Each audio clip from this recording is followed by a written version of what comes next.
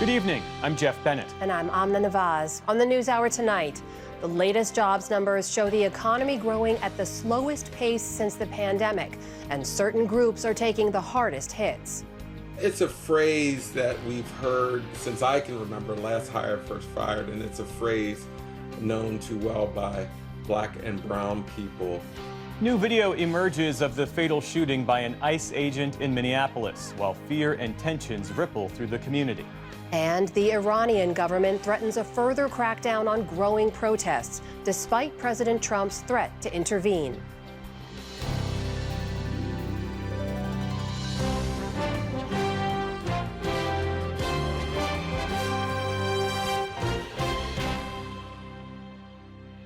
Major funding for the PBS NewsHour has been provided by friends of the NewsHour, including Jim and Nancy Bildner, and the Robert and Virginia Schiller Foundation. The Judy and Peter Bloom Kovler Foundation, upholding freedom by strengthening democracies at home and abroad.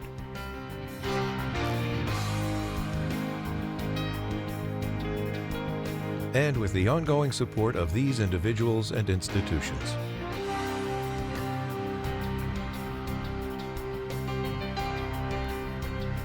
And friends of the NewsHour.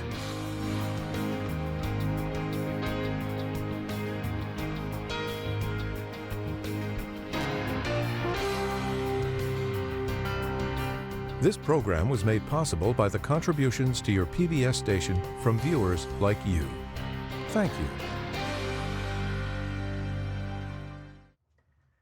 Welcome to the NewsHour. The U.S. economy added a modest 50,000 jobs last month. That was below expectations and capped the weakest year for job growth since the pandemic. Employers added a total of 584,000 jobs in the U.S. for all of 2025, a big drop from the 2 million created in 2024. Layoffs still remain low, hiring is still steady, and the unemployment rate ticked down to 4.4%. Today, President Trump said it was an amazing report showing the strength of private hiring and said any overall weakness was due to the government shutdown this past fall. But as economics correspondent Paul Solman reports, it all points to a soft job market that's adding 100,000 fewer jobs a month compared to 2024. 2025 over. Headline for the job market?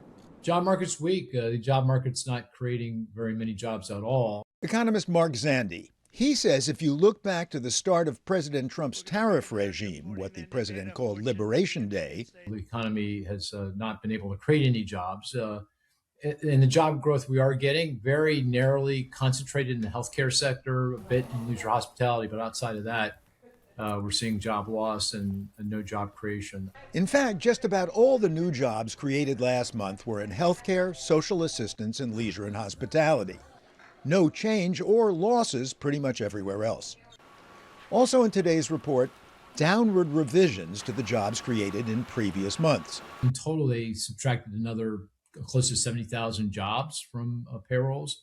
And this is not the end of it. There's a lot more revisions that are coming, and everything suggests that they will show even weaker job market. So the job market since last January? It came into the year doing quite well. Monthly job growth was 150, 175K. But since the spring, Liberation Day, it's flatlined. There's been no job growth. Some months up a little bit, some months down, essentially going nowhere fast. Especially because while layoffs have been modest, there's been so little hiring. The length of unemployment is now becoming quite long. People just can't get back into the labor market. I know the exact date. Got laid off February 10th, 2025. 38-year-old Shauna Pinnock Glover lost her job as a high-level social media director nearly a year ago. A professional with 15 years of experience, she's been looking for 11 months. The job search emotionally is incredibly frustrating. It can take you from the highest of highs to the lowest of lows. How many jobs do you think you've applied for, either very seriously or at least somewhat seriously? And last I checked, I believe I was at some 860 something. How many times have you gotten an interview of those 860 some odd? In the last 11 months, I think I've interviewed with maybe 9 or 10 companies. Pinnock Glover is just one of many black Americans whom the labor market has been hammering.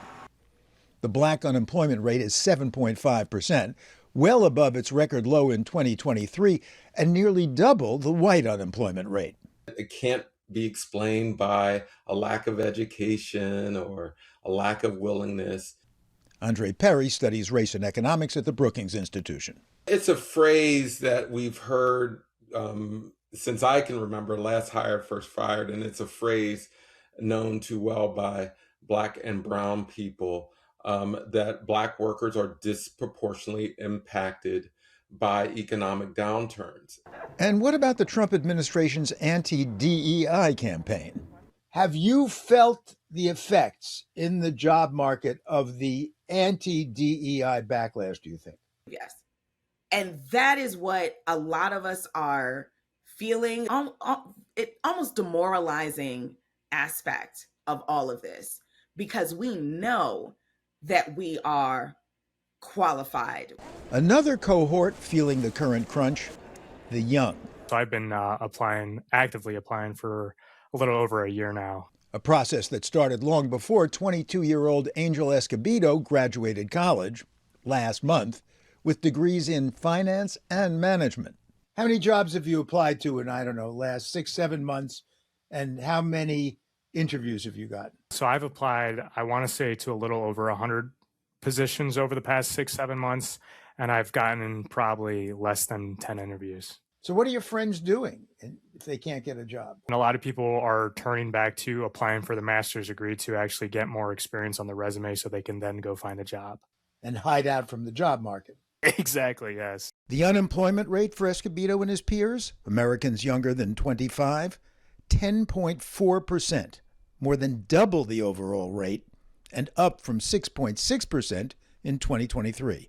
We are seeing job postings down 15% compared to last year, while the class of 2026 is actually submitting 23 applications per full-time job, which is up 8% compared to last year. Christine Cruz Vergara works with college students to help them get jobs. So there are less jobs and more people applying for those jobs. That leads to more competition and a feeling of anxiousness amongst many of our early talent candidates. How much is due to AI? We are seeing employers either decide to cut headcount or slow down their hiring because they're trying to figure out whether or not they need to allocate some of that money towards the use of AI adoption, which has dollar costs to it. Or they're trying to figure out in the future, could I actually continue to grow my business? But it's not just AI, says Cruz Vergara. There's also government influence and pressure. There's interest rates, there's tariffs. All of those pieces are coming together and kind of converging at a moment where it's impacting the numbers. One number on seemingly everyone's mind, the federal funds rate, and what today's report means for interest rates. We're not creating any jobs and unemployment is moving in the wrong direction. There's no hiring. All that adds up to reasons for the Fed to continue to cut rates at least one more, perhaps 2 or 3 more times in early 2026. The Fed meets later this month. For the PBS NewsHour, Paul Salman. One other story tied to the jobs report, President Trump disclosed some of that key data on a Truth Social post last night, well in advance of today's release. The president posted a chart focusing on growth in the private sector, matching in part what came out publicly this morning. The jobs data is typically highly guarded until it's released because it can move markets. The White House said it was, quote, an inadvertent public disclosure and that it would review its protocols.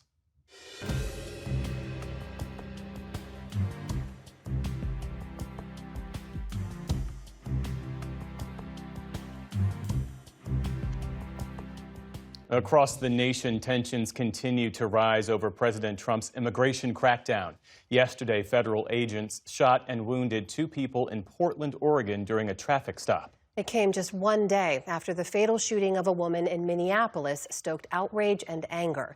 And as special correspondent Fred DeSam Lazaro reports, new cell phone video deepened the debate over ICE's conduct. That's fine, dude. I'm not mad at you. New video emerged today showing 37-year-old Renee Nicole Good and her wife just moments before Good was fatally shot in Minneapolis on Wednesday. You want to come at us? I say go get yourself some lunch, big boy. It was reportedly taken by the federal agent who fired the shots and showed what happened next. Earlier today, Good's wife released this statement saying prior to being killed, they'd, quote, stopped to support our neighbors. We had whistles, they had guns. We do have jurisdiction to make this decision that happened in this case where her life was taken in Hennepin County.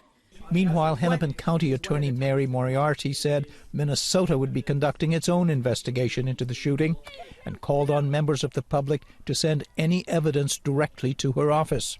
The move came after federal officials reversed course and shut out state investigators. It does not matter that it was a federal law enforcement agent. I can say that the ICE officer does not have complete immunity here. President Trump addressed the investigation this afternoon from the White House. Do you believe that the FBI should be sharing evidence with state officials in Minnesota? Well, normally I would, but they're crooked officials. I mean, Minneapolis and Minnesota, what a beautiful place, but it's being destroyed. This is our city! More than 1,000 protesters took to the streets here last night, calling for ICE's removal from the city. Get out of here. We don't want you. You have no right to be here. You're destroying our communities. Just leave. ICE is tearing us apart. They're making people disappear. They're not following the law. And that's not Minnesota. Minneapolis Mayor Jacob Frey also spoke today and pushed back against the notion that the city is unsafe. 50% of the shootings that have happened thus far in Minneapolis this year have been ICE. In other words, we've only had 2 shootings. One of them has been ICE. We are a safe city. ICE is making it less so. Protests also erupted in Portland after Border Patrol agents shot and wounded 2 people on Thursday, a shooting Portland's Mayor Keith Wilson described as reckless. Today, I want to say clearly that we stand with Minneapolis, we stand with Minnesota, we stand with Chicago, we stand with LA. We stand with every community that is hurting in our nation. The Department of Homeland Security said the shooting in Portland took place during a targeted vehicle stop and alleged that the targets were undocumented immigrants with ties to a notorious Venezuelan gang. But Portland's police chief, Bob Day, said he had no information on the 2 people shot. This is not any way, shape, or form immigration related on our end. We do not know the facts of this case. We are simply providing that traditional investigative support and perimeter support. Back in Minneapolis, schools remained closed today, and officials have offered students the option of remote learning through mid-February. Time to go! That follows a large confrontation just hours after Wednesday's shooting between immigration enforcement agents and community members outside a South Minneapolis school. Before I know it, I'm being attacked, pushed, and pulled. Nicole Lundheim had just arrived to pick up her daughter after school and captured the melee on her phone. Step up! Step up! The Department of Homeland Security said agents were chasing a U.S. citizen who impeded their work, and the pursuit ended at the school. It said no students or staff were targeted, but that a man calling himself a teacher assaulted officers. Lundheim recalls the episode very differently. It almost seemed intentional to linger long enough to create a crowd, to create chaos. And with reports of immigration enforcement efforts continuing across the Twin Cities today, Lundheim says the level of concern is rising.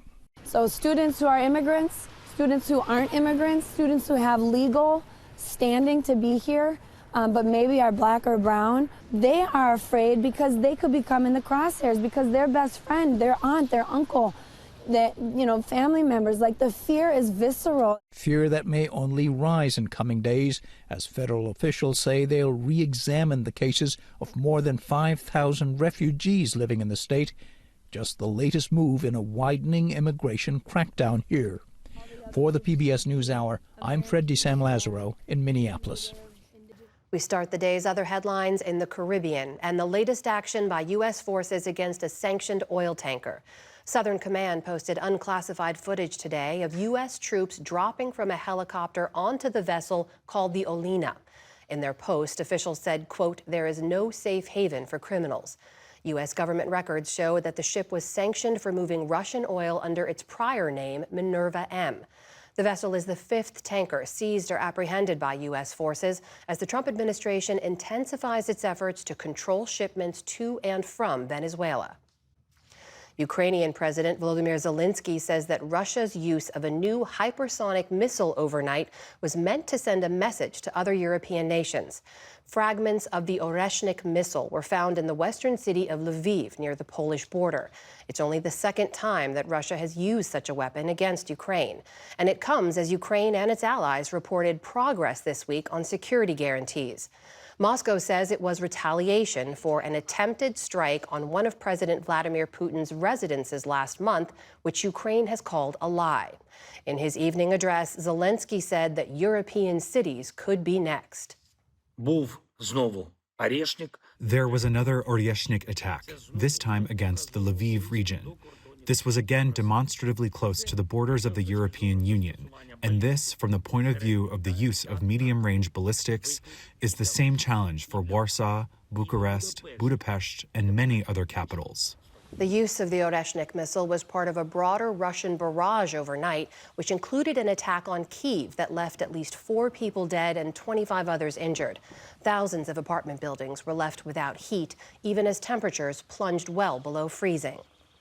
In Gaza today, loved ones grieved the deaths of 13 people who officials say were killed in a wave of Israeli strikes. One strike formed this massive crater in Gaza City. Displaced Palestinians used shovels to clear sand and other debris. Israel's army says that it targeted Hamas operations and that the strikes were a response to a failed projectile launched by militants. Meantime, former UN diplomat Nikolai Mladenov met with senior Palestinian officials in the West Bank today. He's been tapped for President Trump's so-called Board of Peace, which Trump himself is heading. He's expected to announce the rest of the board next week. In Switzerland, prosecutors are asking that a co-owner of the bar where a deadly fire broke out on New Year's be held in custody. Officials argued that Jacques Moretti presents a flight risk. His wife and co-owner will remain free under judicial supervision. Meanwhile, church bells rang out across Switzerland as the country held a national day of mourning for the 40 people killed in the blaze. More than 100 others were injured. A preliminary investigation suggests that sparklers and champagne bottles ignited the blaze. In Europe, hundreds of thousands were without power today after a massive Atlantic storm brought heavy snow, high winds, and drenching rain across the region. From places like the Czech Republic to the UK, plows were out in full force, with some areas seeing more than a foot of snow. That left cars stranded and roads a mess. Where snow didn't fall, many trees did from high winds.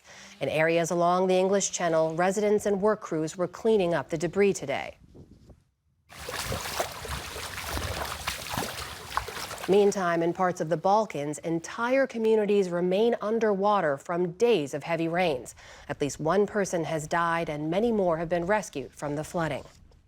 And on Wall Street today, stocks ended the week with solid gains following that underwhelming monthly jobs report. The Dow Jones Industrial Average added more than 230 points. The Nasdaq jumped nearly 200 points. The S&P 500 also posted a solid gain. And a rare copy of the comic book that introduced the world to Superman has sold for a record $15 million. Action Comics #1 cost just 10 cents when it was published in 1938. It includes Superman's origin story and helps set the stage for the superhero genre we know today. The copy was once stolen from the home of actor Nicolas Cage. It's one of about 100 copies known to exist today.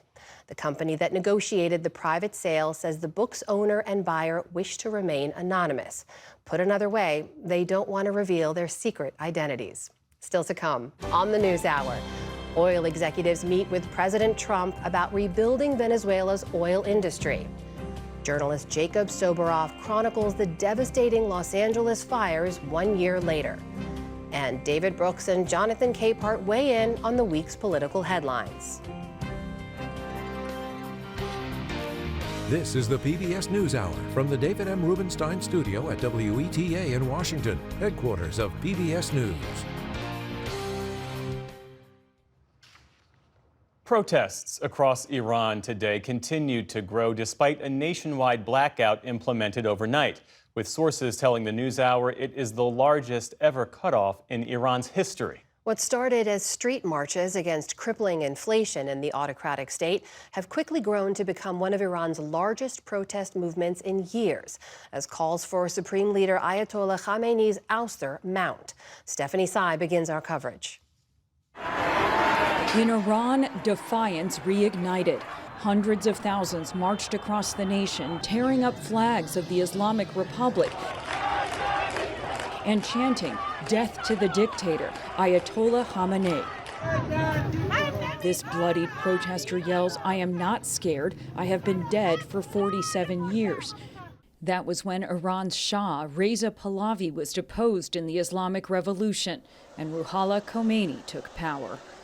It's the former monarch's son, the exiled crown prince, who has gone on social media to call for nightly protests in recent days and deal the, quote, final blow to the regime.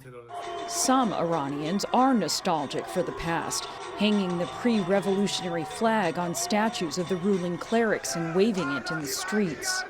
The protests began nearly 2 weeks ago amid a failing economy and rising prices, and quickly morphed into mass protests across all 31 provinces, with many protesters calling for an end to a government that gives religious leaders ultimate control. Videos from protests around the country were posted on social media. This one showing protesters hanging nooses off state CCTV cameras as they called for the end of the regime. Authorities cut off internet and phone access in Iran on Thursday. Human rights groups say security forces have killed at least 48 protesters. Today, video surfaced showing lifeless bodies scattered on the streets of Fardis, 25 miles west of the capital. 2,000 protesters have been arrested, and authorities have said they'd be shown no leniency. More than a dozen security officers have also been killed. Today, the country's supreme leader blamed the uprising on U.S. interference. Last night in Tehran and some other places, a bunch of vandals showed up and destroyed buildings belonging to their own country, just to please the U.S. president. His hand is stained with the blood of Iranians. President Trump repeated a warning to Iran today. I just hope the protesters in Iran are going to be safe, because it's a very dangerous place right now. And again, I tell the Iranian leaders, you better not start shooting, because we'll start shooting too. Iranian Foreign Minister Abbas Araghchi has dismissed Trump's threats. The possibility of military intervention is very unlikely because it has been a failed experiment in the past. But only last June, the United States launched a coordinated attack with Israel on Iran's nuclear enrichment sites. For the PBS NewsHour, I'm Stephanie Tsai. For perspective on these protests in Iran and how the government there is responding, we turn now to Vali Nasser, professor of international affairs and Middle East studies at the Johns Hopkins University School of Advanced International Studies. His latest book is Iran's Grand Strategy, A Political History. Vali, welcome back to the show. And before we get to the regime and the response, I want to ask you about these protests, the speed with which they grew, the scale to which they've now spread. What does that say to you about the Iranian people? It shows that this underlying anger in Iran is very serious. It's growing. It has been there for some time. It's now been aggravated by a worsening economic situation and also a sense of despondency that nothing's going to change with Iran. There are no negotiations with the U.S. There's no sanctions relief. There's no prospects of real change in Iran. And all of this is coming to a head. And I think also the protesters will have been emboldened by the support that they're receiving from President Trump, and a sense that perhaps the Islamic Republic is more vulnerable this time than it has been in the past. What should we take away from what we see in the way of the regime response so far? As we mentioned, internet cut off, dozens killed, thousands arrested, but it's not as brutal a crackdown as we've seen to protests in years past. Why do you think that is? Well, first of all, I think the Iranian regime thinks that during the June war with Israel, the Iranian public did not rise up. And that was very important to Iran's survival in that war. And I think they thought that they had created at least a bond of nationalism with the Iranian public. And they did not want to break that easily by reacting very adversely to the protests. Secondly, the protests were economic when they began, and economic protests in the past have not been very threatening to the regime. It is only when they became much more about toppling the regime and end to the Islamic Republic, and then they found support from President Trump, that the Islamic Republic decided that the protests needed to be cracked down. What do you make of that threat from President Trump? I mean, do you believe that the Iranian regime thinks if they crack down more severely, that could provide a pretext for Americans to intervene? I think they take that threat very seriously. And I think they have assumed all along that the domestic stability in Iran is an important signal as to whether Israel or the United States will decide to attack or not. Secondly, they watched what happened in Venezuela, and they decided that President Trump could cross red lines and take actions that previously nobody assumed that he would. And it is not beyond a realm of possibility that the United States may attack Iran, try to eliminate the leadership in Iran in a way that it didn't do during the 12-day war. And I think they think that the direction of the protest may signal to Washington that Iran is weak enough that the regime may fall with a military strike. So I think they take that very seriously. And that's what's different this time.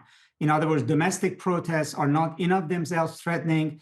They are threatening to the regime because they are combined with an external threat coming from the United States. And all factors taken into consideration, what's your assessment of the leadership in Iran right now? Are they at their weakest point? Could external intervention topple this regime? I think the regime will not be easily toppled, and the size of the protest have to be much larger for a much longer period of time. But I think Iran is finding itself in a situation that it has not done before. Even if these protests go away, the situation before the Islamic Republic is not going to change. It's still facing a threat of war with the United States and Israel, and its economic situation is only going to get worse. So I think the regime is not only trying to deal with the protests right now, it's trying to figure out how it's going to survive, how might it change in order to improve the situation before it. And all of this is quite new. Vali, in the minute or so we have left, I want to ask you about the exiled Crown Prince Reza Pahlavi, who was the first to call for these protests that we've seen spread across Iran in the last couple of days. Does the fact that the protests grew as they did say something about his level of support on the ground? I think it's very important in rallying the public and giving the protesters a purpose, particularly those protesters who want an end to the Islamic Republic. They see in him the promise of something new, something different, and there is nostalgia about the Shah's period. However, he doesn't have a ground game in Iran. In other words, he doesn't have a political organization, political representation, and he hasn't built a coalition that cuts across various social sectors and social groups in order to be able to take these protests beyond just lashing out against the Islamic Republic towards a vision of for the day after. So I think it's very important at this point in time. And however, with the internet cutoff, because he doesn't have political organizations inside Iran, it's very difficult to see how he would be able to influence things going forward. Vali Nasser, always good to speak with you. Thank you so much for your time and insights. Thank you.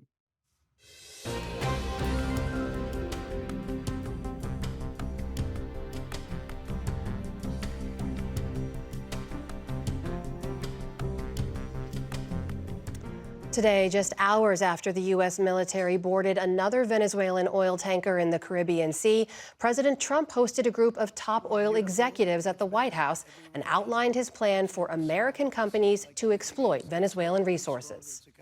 The plan is for them to spend at least $100 billion to rebuild the capacity and the infrastructure necessary. Venezuela has also agreed that the United States will immediately begin refining and selling up to 50 million barrels of Venezuelan crude oil, which will continue indefinitely. The president said the U.S. government would provide total safety and security, and that he expected the companies would, in return, move quickly to revitalize Venezuela's oil infrastructure. Currently, Venezuela sits on more oil than any nation on the planet, but produces just 1% of global supply. To help understand what comes next, we're joined now by Bob McNally, founder and president of Rapidan Energy Group and a former energy advisor to President George W. Bush. Welcome to the show. Thanks so much for joining us. Thank you, Amna. Great to be here. So you saw a table there filled with oil executives surrounding the president who seemed to be cautiously optimistic about their future investments in Venezuela. From what you're hearing, how keen are big oil companies to plant a flag in Venezuela, as the president wants to see happen?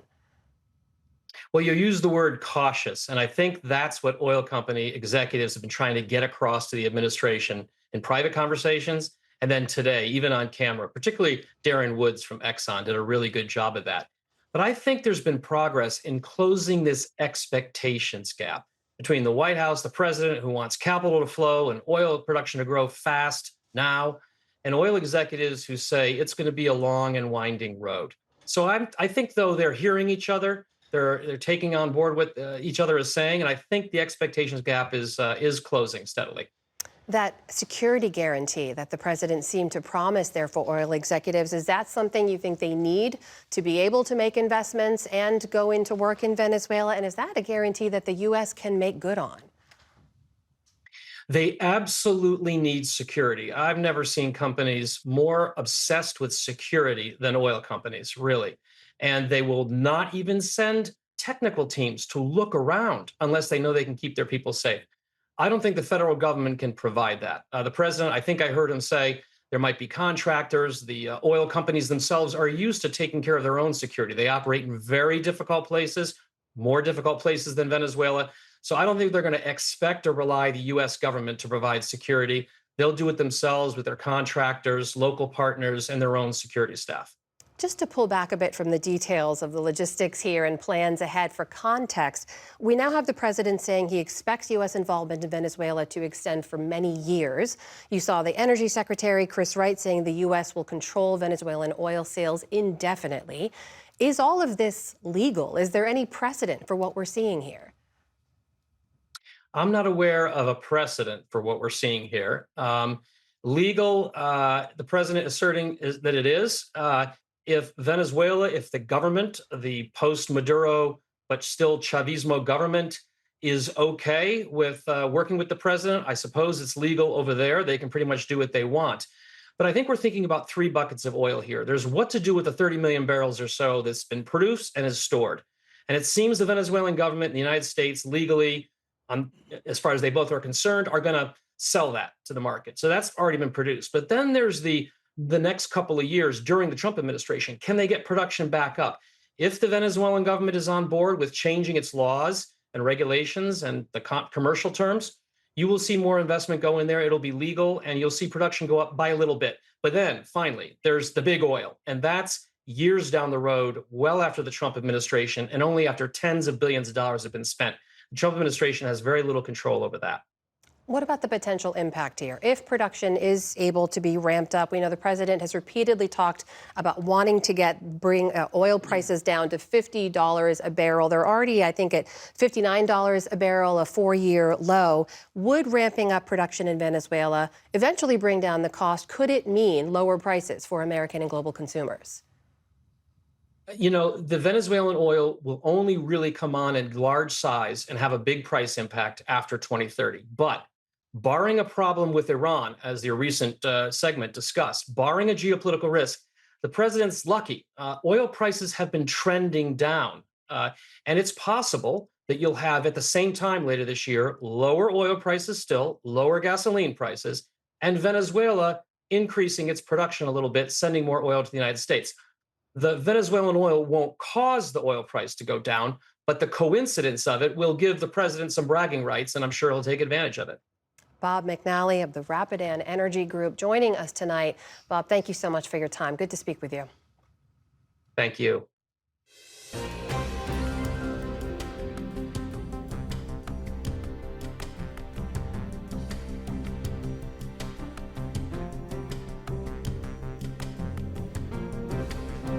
this week saw a fatal shooting of a U.S. citizen by an ICE agent and fresh signals of the Trump administration's emerging vision of U.S. leadership. Time now for the analysis of Brooks and Capehart. That's New York Times columnist David Brooks and Jonathan Capehart of MS Now. It has been a week, gentlemen. It's good to see you both. So, Jonathan, this week marked a grim turning point as a ICE agent, as you both well know, shot and killed a U.S. citizen during an enforcement operation as part of President Trump's expanded immigration raids. Your reaction to all that's unfolded? It's a tragedy. Excuse me, it's a tragedy that's been unfolding in other communities around the country. I think Governor Walz, Minnesota Governor Walz, was correct when he said to the president, you know, these federal agents, these ICE agents, they're not making us safer. You are making the community, our citizens, more afraid. And why shouldn't they be afraid? Not just because of what happened to Renee Good, but the way they've been operating, not just in Minneapolis, but in other cities across the country. Unmarked cars, unidentifiable, masked. People don't know who these people are who are lunging at them on streets, lunging at them in their cars. And so I think that the indignation, or as I'd say, the righteous indignation that we have heard from state and local officials, from the governor, most definitely from the mayor, I think is warranted. And anyone giving Mayor Frey, Minneapolis Mayor Frey, the blues for being very explicit in what he wants ICE officers to do, how he feels about this, which is more unconscionable, him dropping the F-bomb or having a person who lives in his city killed by federal agents no one asked for. The mayor didn't ask for them. The governor didn't ask for them. And David, video of the shooting spread almost instantly, and just as quickly, the White House and DHS moved to label it an act of domestic terrorism, that the ICE agent, they said, was acting in self-defense. What does this whole thing reveal about how narratives are being set before investigations are even complete? Yeah, let me talk first about the public debate and then about the event, which Jonathan was talking about. In 1951, there was a brutal football game between Princeton and Dartmouth. And after the game, researchers sent the Princeton kids and the Dartmouth kids the exact same film video of the game. And the Princeton kids said, look, this film proves beyond a shadow of a doubt that the Dartmouth kids did twice as many penalties. And the Dartmouth kids said, this film proves that without a shadow of a doubt that the Princeton kids did all the penalties. And so they were looking at the same video. And it's a very famous social science experiment. And I watched it play out in real time this week, because every single Trump person on my feed, my social media feeds, was saying, this proves he shot her with just cause. And every single anti-Trump person on my feed said it was murder. I did not see one exception. And so I think what this tells us is the norm, which is essential to democracy, of putting the truth above your party and your team. That norm is eviscerated, at least on social media, hopefully not in real life. As to the events of what actually happened, I'm not going to render a judgment on what happened because we're going to have an investigation. I will leave it to them. And I hope Minnesota has a full information to do the investigation. But what Jonathan said is absolutely correct, that the atmosphere that ICE has created is incendiary, that people who have power and have guns are supposed to exercise restraint, and they are doing the opposite. And the crust of civilization is thin. And once people with guns and with power begun acting like thugs, well, then things are going to spiral. And that's what we've seen. Jonathan, to David's point about the public debate, it does feel like we live in this moment where this idea of seeing is believing has been replaced by what you believe now determines what you see. I mean, sure, but I mean, maybe I come at this from the vantage point of being an African-American man who, you know, for decades, you know, people talked about racial profiling by police officers, and there was no video to prove it. And so we were deemed reactionary. We were deemed taking things too seriously, being hyperbolic, until the person videoed Rodney King getting beaten up in Los Angeles. And even with that, you know, people came at it with their various perspectives. 5 years ago in Minneapolis, we saw Derek Chauvin with his knee on the neck of George Floyd for 9.5 minutes. Imagine if the young woman who recorded that with her phone, if that video had not been there, what the narrative would have been, the narrative that they tried to spin, even in the face of that video. We now have a new video out of Minneapolis, out of Minnesota, where, I mean, I take your point, David, depending on your political perspective, you see what you want to see, but you're seeing. And I think that the idea that the Secretary of Homeland Security, the Vice President of the United States, and the President of the United States are out there saying things that whether you've got eyes, you just match the video up against what they're saying. Put aside your politics. They are not trying to push that car out of the snow. It's a lie. And so I say all of that to say, I applaud people who are going out into their communities, seeing what's happening and pulling out their phones and recording it. As we've seen, multiple people were recording what happened to Renee Good. And good for them. Good for Minneapolis, good for Minnesota, but also good for America, because as long as people are bearing witness to this with their phones and putting out a record, then the administration from the president on down cannot baldly lie to the American people without there being video evidence that they are lying. Let's shift our focus to foreign policy, because President Trump is making clear that he won't be constrained by the law as he teases a takeover or a reimagining of the Western Hemisphere. Here's what he told your paper, The New York Times, when asked if there were any limits on his global powers. Mr. Trump said, "Yeah, there is one thing, my own morality, my own mind. It's the only thing that can stop me. I don't need international law. I'm not looking to hurt people." David? We're doomed. Relying on Donald Trump's morality, we're doomed. Sometimes I think he's just trying to keep the reality show going, and every week has to show some sign of force. But I tried to put my mind in, what if I want to make the best case for this Venezuela operation? Obviously, Maduro was one of the worst people in the world. The best case, I think, is that Trump happens to be in an office when a lot of really terrible regimes are crumbling. And he is a destructive force, and he is having some effect on causing terrible regimes to crumble. And that's true in Iran. This story is amazing, what we're seeing in Iran. It's true with Hamas, it's true with Hezbollah, it's true in Venezuela, Cuba. There are a lot of terrible regimes that are in a very weak position. And if he can push them off the edge, maybe that'll be good for the world.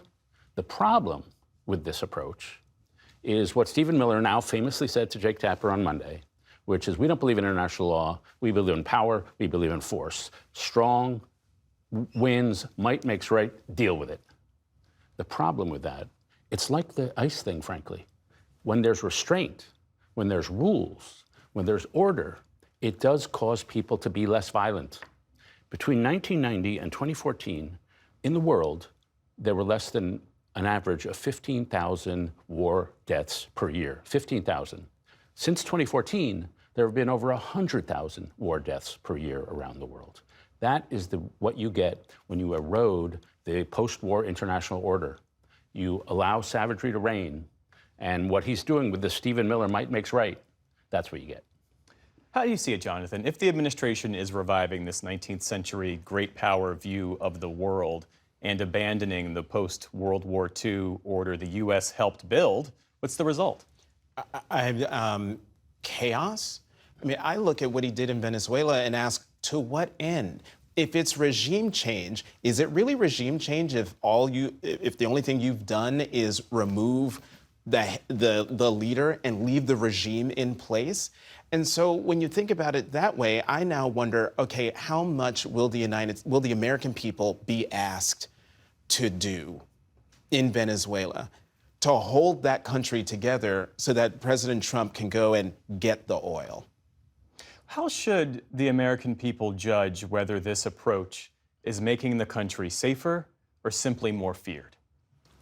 Well, more feared. I mean, it is making the country more feared. If there's somehow, their logic, and again, I'm trying to be fair to the Stephen Millers of the world, their logic is that it doesn't matter what they believe, it doesn't matter what the party in Venezuela believes, as long as we can intimidate them, by behaving roughly toward them, then they'll do what we want, which is to let us build up the country and we'll take the oil.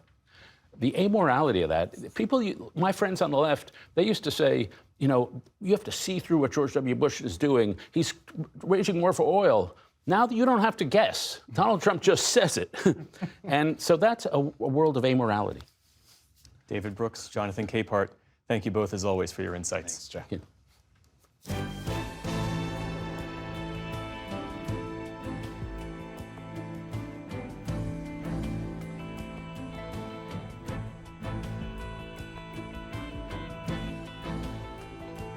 It has been 1 year since the Palisades and Eaton fires tore through Los Angeles, destroying thousands of homes and killing more than 30 people.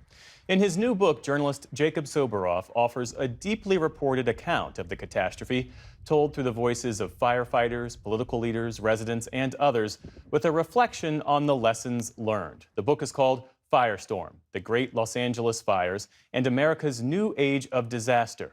And Jacob Soboroff of MS Now joins us now. It's good to see you. It's good to see you, Jeff. Thanks for having me. You described the 2025 LA fires as the fire of the future. What made these fires qualitatively different from previous ones? You know what's so wild about this is that I was certain, having watched my child at home carbonize in front of my own eyes, that what I was looking at was my past. But when I sat down to sort of explore what it was that I had experienced in real time, which I couldn't process being out there covering this live on national television, I realized it was exactly that, the fire of the future, and that is in talking to experts, firefighters, senior emergency management officials. One of them here in Washington, D.C. said to me, what you experienced was the fire of the future because of 4 phenomenon. Changes in the way we live, our infrastructure is falling apart, the global climate emergency, obviously, and the politics of misinformation and disinformation all played a part in making the great LA fires not only the costliest wildfire event in American history, but something I think that will stick with Angelenos and people that read this book will soon experience in a neighborhood near them, I am sure, elsewhere in the United States and around the world. Let's talk more about that, because fires are so often a climate story, but this became a political story in large part because of the misinformation. How did that change the trajectory of the response? It's so true, and I think when people read Firestorm, it reads like, at times, a sci-fi thriller, but it is as true of a true story as it possibly can be. It is a minute-by-minute account of the lived experience of so many people, and that lived experience includes being confused by misinformation and disinformation that was coming out of not only local leaders and the inability for the local infrastructure to have emergency alert systems that work, to get people information in an appropriate amount of time to evacuate, but the president-elect of the United States, Donald Trump, and I don't think this is a secret or a surprise to anybody, was sending out messages on his platform, Truth Social, about the causes of the fire that were based in no reality whatsoever. You remember that he said there's a mystical tap that we can turn on and flow water down from the Pacific Northwest to stop the fire. He blamed Gavin Newsom and the mayor of Los Angeles, Karen Bass. This book doesn't absolve any official from what could have made these fires different, but it does, I think, point a finger at particularly Donald Trump and Elon Musk for, from the sidelines, pouring rhetorical fuel on the very literal flames of the fire. There is this moment you capture in the book that really, I think, underscores the tension between the rhetoric and the reality. You received a text from Stephen Miller's wife, Katie, in the midst of your reporting. Tell us about that. Katie Miller and I were and have had a journalist-source relationship for the better part of the last, I don't know, since the first Trump administration at least. And she was the one, when I covered family separation, to let me into those detention centers to see the separated children for myself. And when I wrote my first book, Separated, it included some comments that she had made to me on the record about her feelings about the policy. She didn't like that I included it, and she cut off communication with me.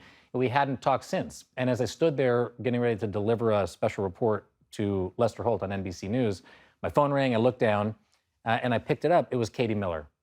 And I told her I had to call her back, but before I could, she texted me and asked me to go check on, unbeknownst to me, Stephen Miller's parents' house. They lived in the Palisades. And just like I went and looked at my brother's house that he was living in, just like I went and looked at the house of the guy I drove in high school carpool, I went by the Miller's house, and it too had burned down. And the reason I include this story is because, number one, I was equally sad for them as I was for anybody else. But number two, within minutes of going to do that for her, I noticed that her boss, Donald Trump, and her future boss, Elon Musk, at Doge, were spreading this misinformation and disinformation that was hurting people, including her own in-laws. And the irony of it, to me, I think is important to underscore and for people to really realize that this is the moment that we're living in. Based on your reporting, what were the systemic breakdowns that really put people in the community at the greatest risk? So there were two distinct fires that combined to burn 16,000 structures, kill 31 people, maybe as many as 400 if you look at excess mortality in some of the medical literature. In the most populous county in America, it was 3 times the size of Manhattan. In the Palisades, this was a holdover fire from a previous fire that had been started allegedly by an arsonist on New Year's Day. In Altadena, this was faulty electrical equipment, dormant electrical equipment that sat there unused and was electrified during the windstorm. There is no proximate cause, is what I learned about wildfires like this in diving deep for this book, but those two fires were started distinctly and separately. The common thread is that we knew that they were going to happen. There was a particularly dangerous situation alert that went out from the National Weather Service. I went and spent time with them. You'll meet in the book Dr. Ariel Gomberg and Dr. Ariel Cohen and Dave Gomberg from the Oxnard office in Los Angeles. These guys are heroes, the men and women that work in that office. They knew exactly what was going to happen and what would happen if there was any form of ignition. And in both of these places, hours apart, that exact thing happened, and the consequences that they predicted, catastrophe, unfolded. Fast forward to the current moment, how are authorities and health agencies responding to concerns among firefighters, members of the community about their exposure to toxic smoke? Yeah, you'll read in the book about a firefighter named Nick Schuler from CAL FIRE, the state firefighting agency there, and he told me in all my years as a firefighter, this was the one fire that I thought in real time that I might get cancer fighting. And there's research that shows elevated levels of lead and mercury in the blood of the firefighters already in the aftermath of the fire. And there have been criticisms, including some great investigative reporting, which is cited in the book by Tony Briscoe of the Los Angeles Times and others, about the cleanup effort. And while it was fast, and President Trump and Gavin Newsom both like to tout the speed with which these neighborhoods were cleaned up, there has been testing that shows that there are still elevated levels of toxic materials there, which are giving people pause about moving back, not just now, but if they will ever go back. How did you manage the emotional toll of covering the destruction of the neighborhood where you grew up, losing your own family home? I don't know. Actually, the truth is I don't think I did at the time. And that's why this book for me was equal parts investigative reporting and a cathartic journey to really rediscover myself and my neighborhood and my community. And it is as much a love letter to LA and it's dedicated to my fellow Angelenos as it is a work of political journalism or climate journalism or interviews with other human beings. I think the book is as much about people as it is about politics or our environment. And I think, you've covered disasters like this as well. So often hope emerges in these stories. I wasn't able to see it or feel it until I spent the better part of 2025 writing Firestorm. The book is Firestorm, The Great Los Angeles Fires and America's New Age of Disaster. Jacob Soboroff, always great to speak with you, friend. Thanks, Jeff. Appreciate it.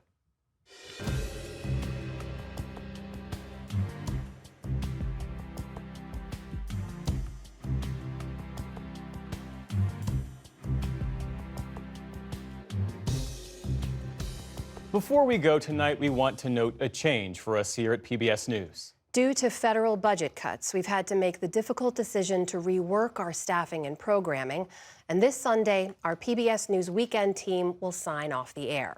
PBS News Weekend anchor John Yang is here with us now. And John, we're going to miss you so much. Thank you doesn't even begin to cover it. You and the team have done incredible storytelling and covered major breaking news every weekend. That's right. Weekend after weekend, you and the team brought such rigor and heart and care to the stories that you covered. You will be deeply missed, and we are deeply grateful for all of your work.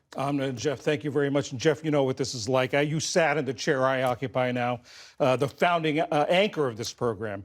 This has been a lot of news on weekends. I can think back to the October 7th attacks in Israel, the first assassination attempt on President Trump, President Biden dropping out of the presidential race. Mm-hmm. And this is, as I like to call it, the small but mighty team that handled all these stories week in and week out.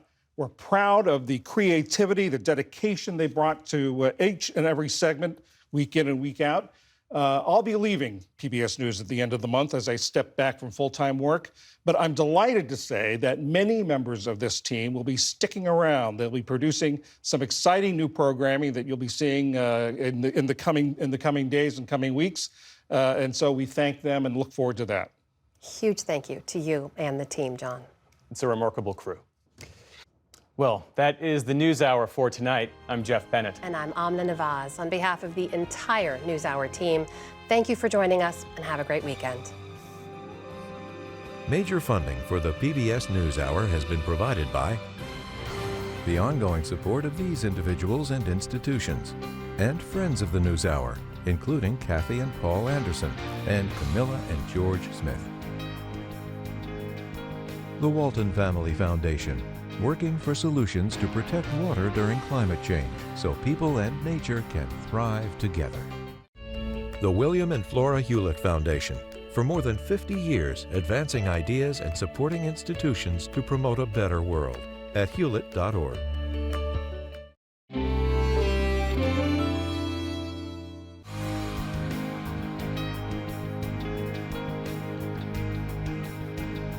And with the ongoing support of these individuals and institutions.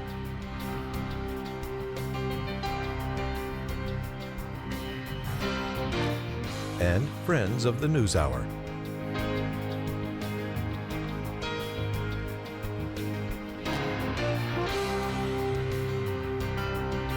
This program was made possible by the contributions to your PBS station from viewers like you. Thank you.